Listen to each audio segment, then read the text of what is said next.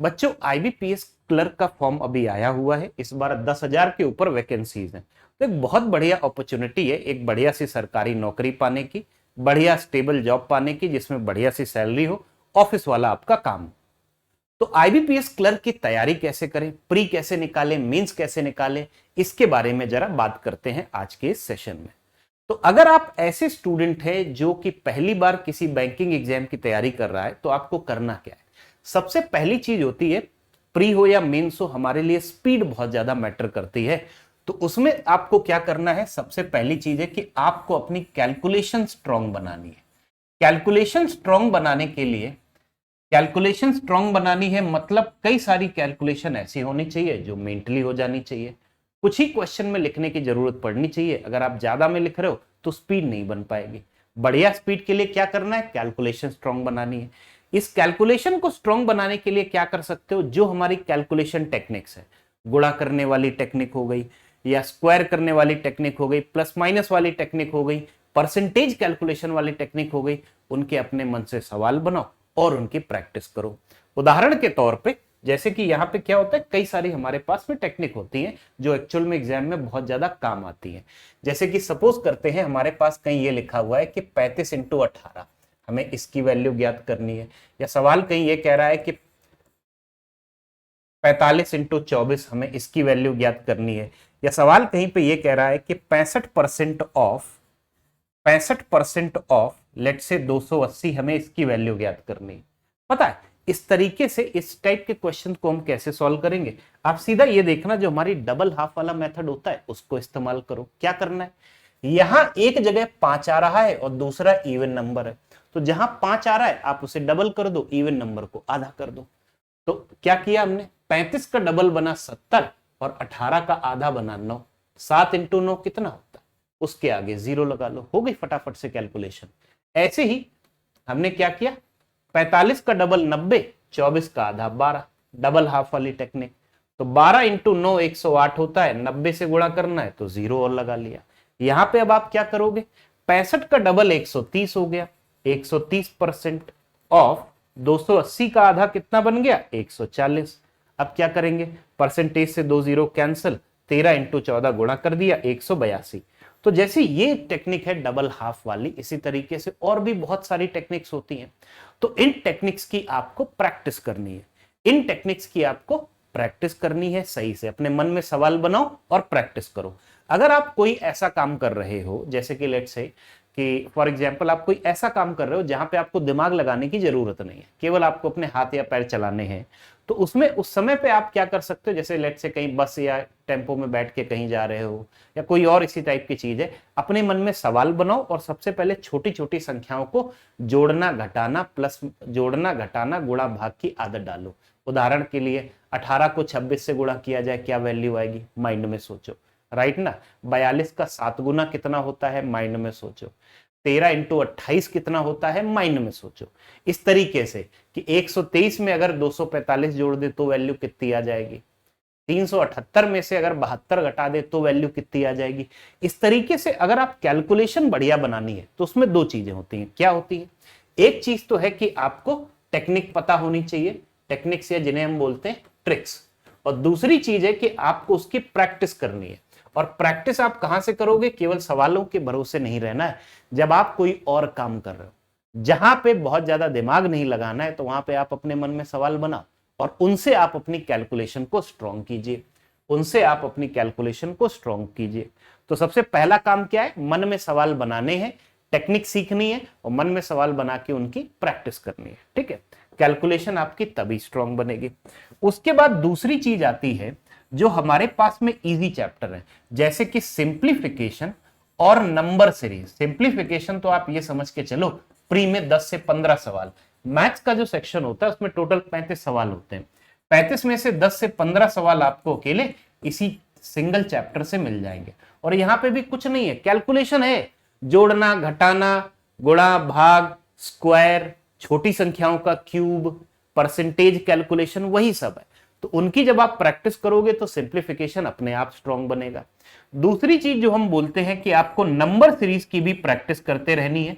और number series में दो टाइप क्या होते हैं, जो मिसिंग टर्म वाले जो सवाल होते हैं आपको उनको भी सही से देखना है, प्रैक्टिस करनी है। और दूसरा है रॉन्ग टर्म वाले, missing term wrong term in दोनों की आपको प्रैक्टिस करनी है।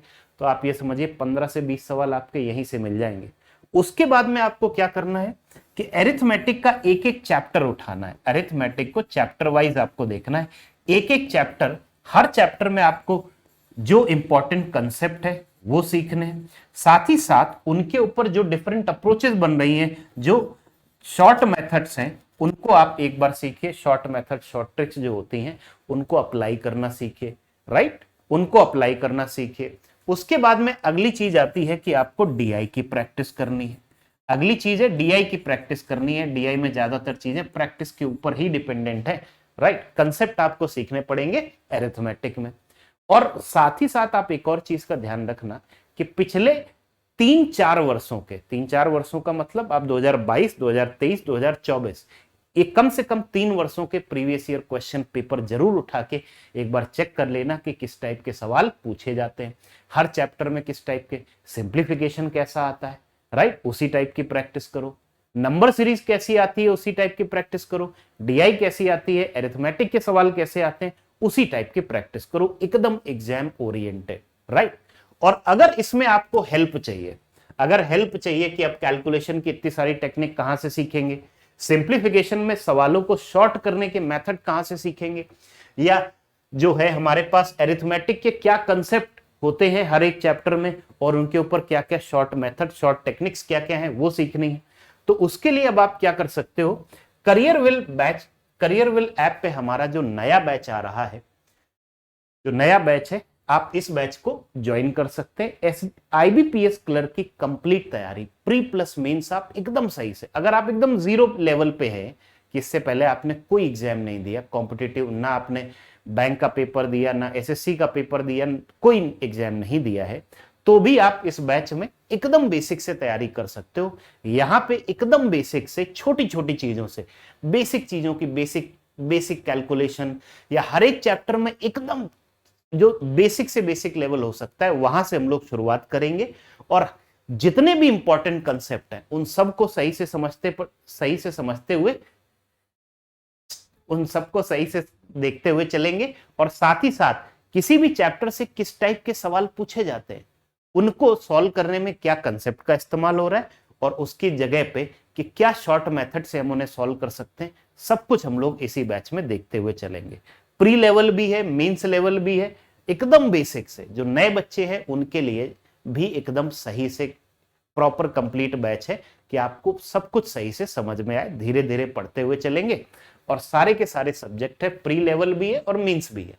और अगर आप चाहते हो कि इसमें कि जैसे कि लेट से हमारे यहाँ जो शुरुआत होगी तो स्टार्टिंग वाले चैप्टर से होगी, अगर आपका मन करे कि चलो बाद वाला चैप्टर पढ़ना है मैं पहले, तो ये बैच तो लाइव है, बैच लाइव बैच है, लेकिन अगर आपको मन करे कि हमें बाद वाला कोई चैप्टर पहले से पढ़ना है कि हाँ जो है लेट से टाइम स्पीड डिस्टेंस चैप्टर उतना स्ट्रांग नहीं है, एक बार पहले से देख ले क्लास में होने से पहले, तो जो हमारा पिछला कंप्लीटेड बैच है ना उसकी सारी के सारी जितने भी लेक्चर्स है वो भी आपको मिल जाएंगे। मतलब पूरा कंप्लीट सिलेबस आपको मिल जाएगा इसी बैच में रिकॉर्डेड फॉर्मेट में। और पूरा कंप्लीट सिलेबस हम लोग लाइव क्लास में भी कवर करेंगे। और ये सब कहां मिलेगा, करियर विल ऐप पे मिलेगा। और अभी बैच में डिस्काउंट भी चल रहा है, वो है 1299। तो अगर आप फोकस होके चलोगे, एक प्रॉपर सही सफिशिएंट टाइम दे के चलोगे कि हाँ आपको पढ़ाई के लिए इतना समय निकालना है, राइट ना, कम से कम 5-6 घंटे तो लेने पड़ेंगे। अगर आप नए विद्यार्थी हो कम से कम इतना समय तो देना ही पड़ेगा, तीनों सब्जेक्ट मिला के। कम से कम बोल रहा हूं, ये उनके लिए है जो शार्प बच्चे हैं, और जो उतने ज्यादा शार्प नहीं है, बहुत ज्यादा क्या बोलते हैं एकदम एवरेज जो बच्चे हैं उनके लिए उन्हें ज्यादा समय देना पड़ेगा, राइट। तो उसी समय को कट डाउन करने के लिए सेल्फ, अगर आप अपने आप खुद से तैयारी करना चाहते हो कर सकते हो। अब हम कोचिंग में क्लासेस क्यों पढ़ते हैं, क्योंकि यहां पे आपको एकदम टू द पॉइंट जो चीजें जरूरी हैं उसमें क्या कंसेप्ट अप्लाई होता है वही काम आपका कम समय में हो जाएगा, प्लस बहुत सारी नई चीजें आपको सीखने को मिलेंगी जो सेल्फ स्टडी में नहीं हो पाती, राइट।